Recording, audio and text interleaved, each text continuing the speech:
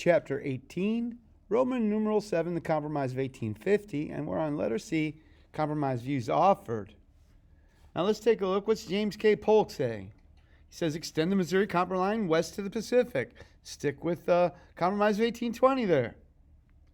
Lewis Cass believed in popular sovereignty or squatter sovereignty. Allow the people of the territory to decide for themselves. So the original Mr. Popular Sovereignty is right here, Mr. Lewis Cass. Now, why were these unacceptable? Well, the Southerners wanted the legality of slavery protected. Allowing a vote on the issue might mean the dissolution of slavery by popular vote. So don't allow that to happen. The Northerners, who believed that slavery was morally wrong and illegal, did not wish to see it legalized by popular vote. And thus, no compromise view there between those two.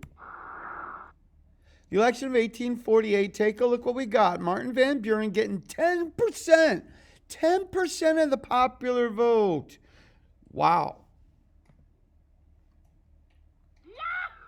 So the Democrats, whose strength was in the South, nominated Lewis Cass of Michigan. And their platform made no mention of the slavery issue. Whoa. The Whigs, whose primary strength was in the North, nominated Zachary Taylor from Louisiana. 40 years in the military and never voted in a presidential election. And the Whigs offered no platform at all. Free Soilers nominate Martin Van Buren, former president, and favored the Wilmot Proviso with their slogan, free soil, free speech, free labor, free men. The Whigs win. Van Buren takes enough New York votes from Cass to cost them the election. Frankly, let me take a look at the map here. If New York would have went to Cass, you would see by doing the math, Cass would have won. But with the 10% taken out of New York from the Liberty vote, from the Free Soil vote, the Whigs will win.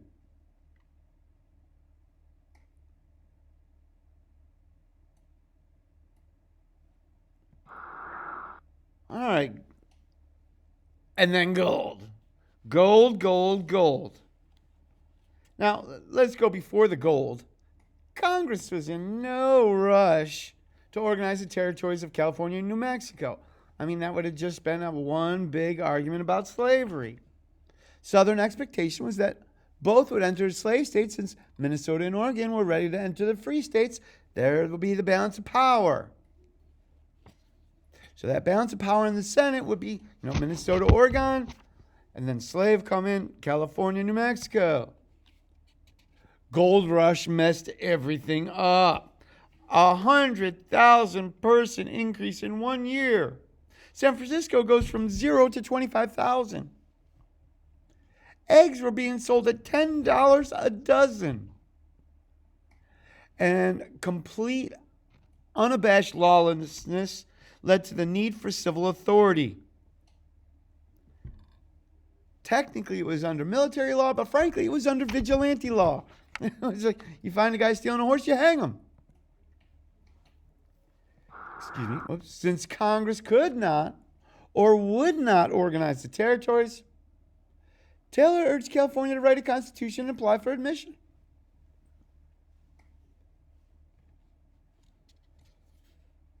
In September 49, California writes and passes an anti-slavery constitution. Now, here's the vote in California, 12,000 to 800. It's a done deal. It's not going to be a slave state. And they apply for statehood, even elect a governor and legislature. By May 1850, New Mexico writes and passes an anti-slavery constitution also. That balance of power in the Senate is whoa, what's going on? Southerns, completely angered by this. Here's a quote from Calhoun. I trust we shall persist in our resistance to the admission of California until the restoration of all of our rights or disunion. One or the other is the consequence. We have borne the wrongs and the insults of the North long enough. Whoa, fighting words. Either restoration of our rights or disunion. Now, until this time, even the most extreme Southerners acknowledged the right of the states to act on the issue of slavery within their borders. Now, fear begins to replace reason. Emotionalism, the big idea here. Fear replaces reason as it appears slavery will have no territory left to expand into. Thus, we're going to get into our foreign policy during this time to acquire places like Cuba, Central America, South America, and make them slave states. In 1850, a convention in Nashville called the Nashville Convention called for immediate secession. So here's a great piece of SFI leading to secession. Now, there's no decision made. They adjourned without voting on that, but nonetheless, it's out there. Historian Morrison examines the Southern complaint. Quote, "It is now difficult to grasp the reason for all this sound and fury. The Southern states had an equal vote in the Senate, a majority in the cabinet and Supreme Court, and a president who was Virginia-born and Louisiana-bred. His contention is that fear for the institution of slavery and the Southern way of life cause fear to supersede thought. There are those who contend that the Civil War began in 1860 because the South lost control of all branches of the federal government in that year," which makes complete sense. So, why are they upset if they had the cabinet position? Well, they could see down the road. These are people who look to the future. So Taylor Stand, first president with no political experience. None. First, he wants the immediate admission of California with no compromises, and threatened to veto any compromise. Vowed to Jacksonize the dissenters, crushing secession wherever it appears. Quote, "Hang them damn traitors." Taylor's position makes compromise impossible. He's got veto power. The House was so divided in 49 that it took 49 ballots to elect the Speaker of the House.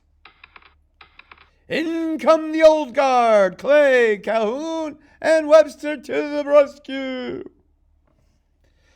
Seeking to preserve the Union. Remember, Clay is a nationalist. Calhoun used to be a nationalist, and Webster's a nationalist. They want to keep the Union together, so they seek a compromise. So what does each side get? First, California would be admitted as a free state. So that's what the North gets. The South, on the other hand, gets New Mexico being organized without mention of slavery. And, more importantly, a new, tougher fugitive slave law would be passed. A grant of disputed territory between Texas and New Mexico to be given to New Mexico. The assumption of all the Texas debt at 77% of par. Most had paid between 5 to 10%. Most bonds were held by northern bankers, and thus here favoring the North.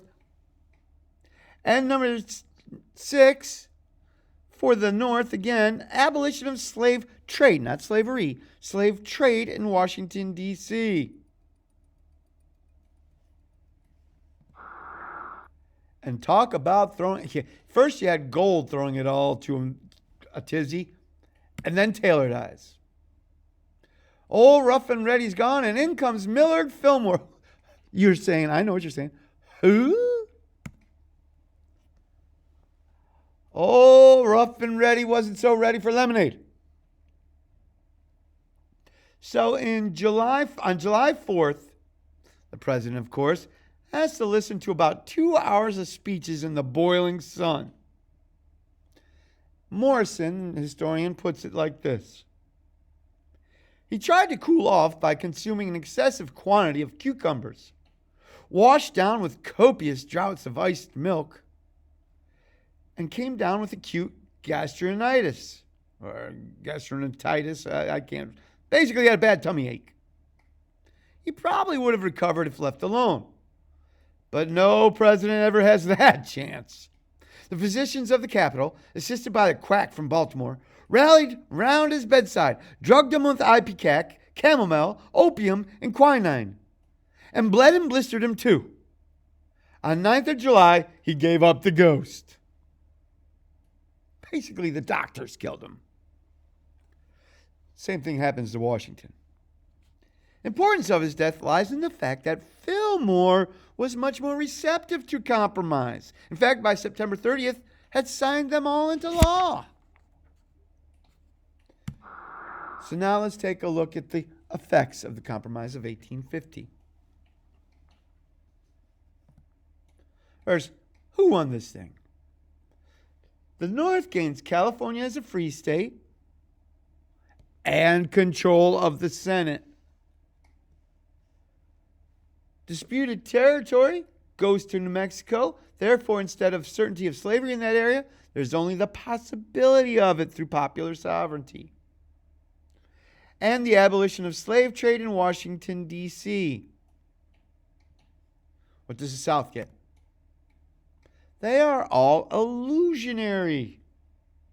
Popular sovereignty in New Mexico, I don't know if you've ever been to New Mexico, but it's sand. You know how much cotton you can grow in New Mexico? None. Texas, debt payment, most of it was all held by Northerners, so thus the North is making out here. And tougher fugitive slave law would galvanize Northern opposition against the South. Most of the North didn't care about slavery. This is going to have to make them choose. Are you going to turn in the runaway slave or not? Now, all of a sudden, you got to make a choice. All the Southern gains were illusionary. The North is the clear winner here. Time is on their side. Economy, population, immigration is consistently outdistancing the South. Delay allows time for increased popular support for the Union cause. It was certainly moving in that direction throughout the time period of the 50s. Thus, according to your book's author, the Compromise of 1850 wins the Civil War for the North.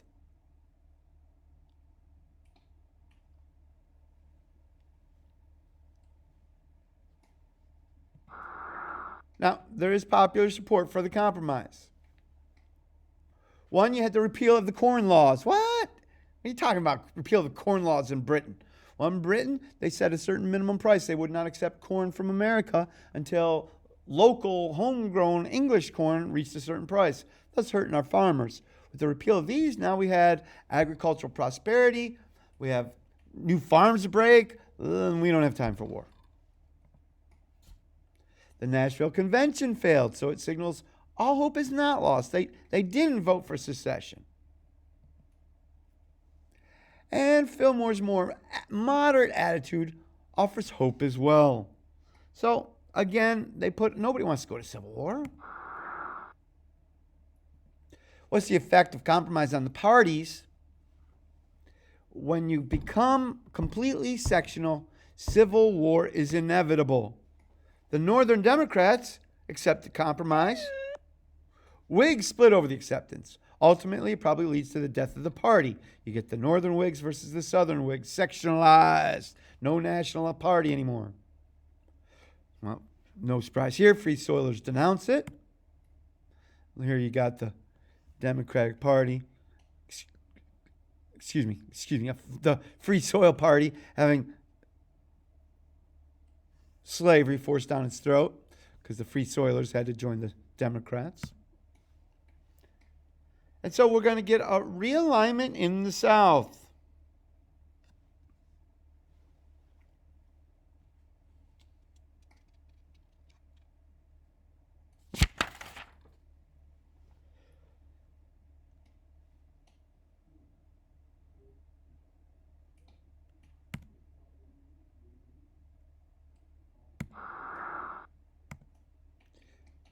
Calhoun dies in 50, Webster and Clay in 53. Now you got the new leaders, Douglas, Cass, and Seward. Cass from Michigan, Douglas from Illinois, and Seward, good God, I forgot where he was from. hardcore abolitionists. Does this make a difference?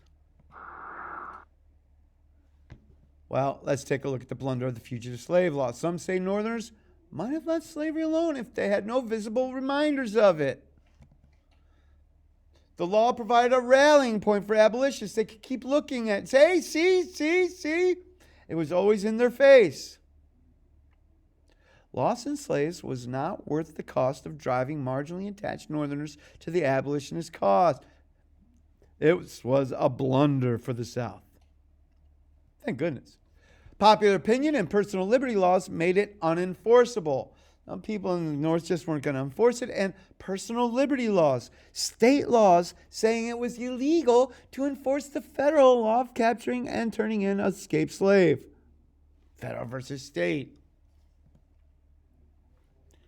Quote by William Lloyd Garrison, "We extricate it, we spit upon it, we trample it under our feet."